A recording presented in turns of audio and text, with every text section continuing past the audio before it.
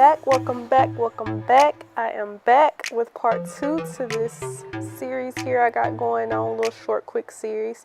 This is where we left off at. This is the color that came about after all of that.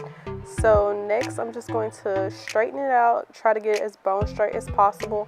I did use a serum to get it straight. If you have not already checked out part 1, I will link it somewhere in this video so you can check it out first to see how I got this color. But right now I'm going to show you how I'm going to style/cut this hair. This part was very tedious. I sat here and I combed through this hair for I don't know how long, and I wanted you guys to see every bit of it. But right now I'm just going to part behind her ears. I'm going to section that part off, and I'm going to focus strictly on the back part of her hair. And you're going to see me constantly combing it because I want to make sure that it is all straight, even, slick, smooth as possible.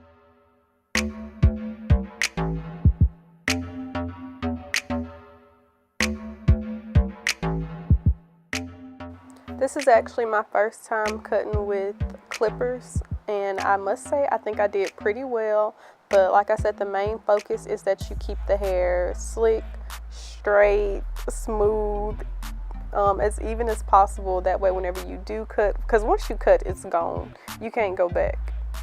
And she wanted like a long blunt in the back, but in the side she wanted it kind of feathered.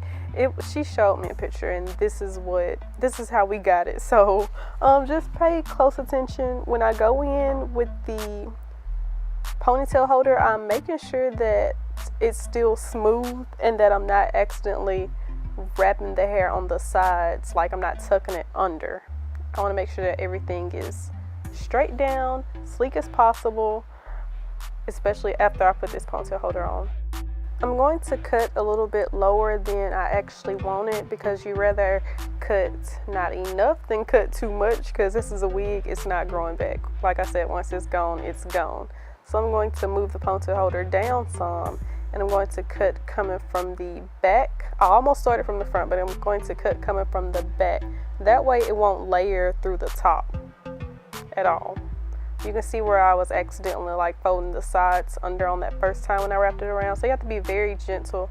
I didn't do the ponytail holder too tight. I seen where some people did it extremely tight, but I feel like when you do that, you tug more on the sides, and it's gonna cause a lot of, unnecessary. So don't cut starting from the top, go through the bottom.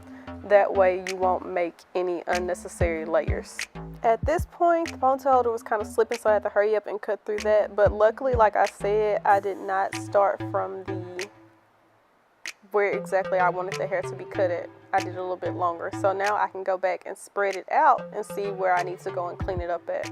I'm going to even spread her shirt out to make sure that I get the hair spread out even. Comb the hair as much as possible. Get them to look straight. Don't move. It's very tedious, but make sure you spread that hair out across the back and go straight across. You don't have to try to angle it at this point, because it's going to angle itself just by the way that it's spread out. I hope I'm not missing anything here. If I am, feel free to comment below and ask me any questions. I always try to reply back. Don't forget to like, comment, and subscribe. I did this in 2 parts because I really did not want to speed through the cutting process, because I feel like it's very beginner friendly. Like I said, this was my first time doing it. If I can do it, I feel like anyone can do it. It really just takes a steady hand, some time, some patience, and just making sure that you're paying attention to what you're doing. I will show you a better angle of the side and the back and the front. Of course, I'm going to do the front a little bit differently. When I got to the front, I just kind of sheared off where it looked kind of straggly on the ends, because the closure is 12 inches and the 3 bundles themselves were 14 inches. So that did make a difference, because I do not think that closure was true to 12 inches at all. Like, the whole closure wasn't, of course, it's not going to be a blunt closure. It was like a mixture.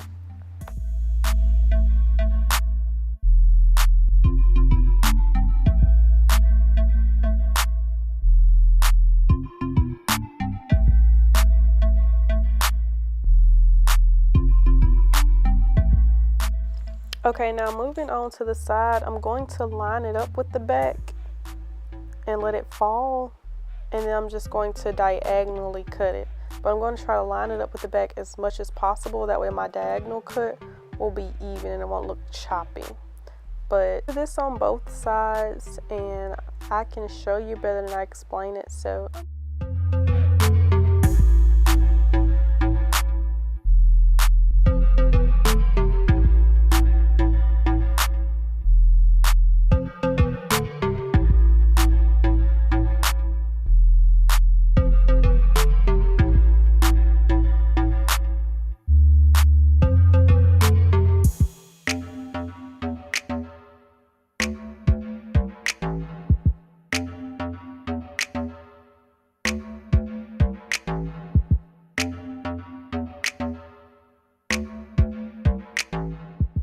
repeat the same thing on this side. I didn't change the angle because I feel like this gives you a really good idea of what the color looks like, and you can kind of see the different dimensions and the hues and all that. So I kept this clip in there to show you that much. But I'm just doing the same thing as I did on the other side, lining it up, cutting the diagonal, and then I'm going to show you how I did the front.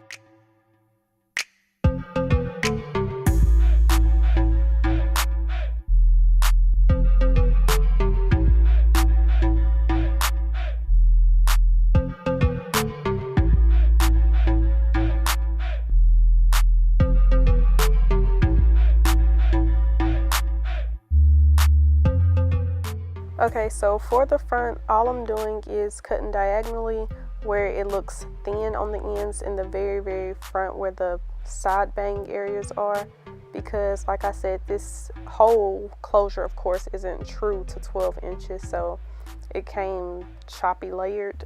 I'm just going to go through here and cut where it looks straggly, thin, that way it all be on one accord.